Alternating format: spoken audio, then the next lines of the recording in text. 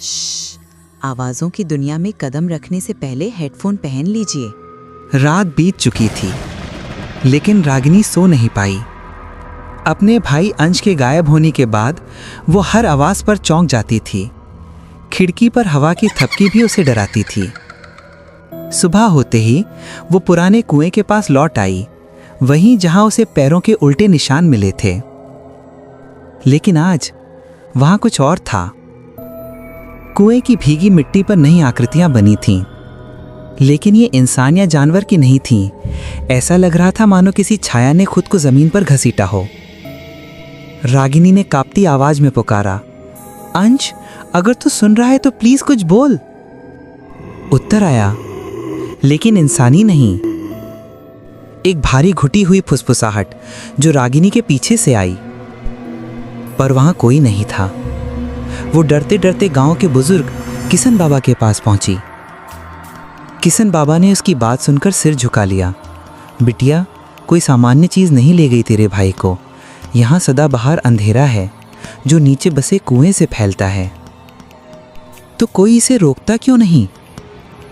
किशन बाबा ने धीरे से दरवाजे की कुंडी लगाई और दीवार से एक पुरानी काली लालटेन उतारी, क्योंकि जिस दिन कोई अंधेरे में उतरेगा, अंधेरा उसे लौटने नहीं देगा।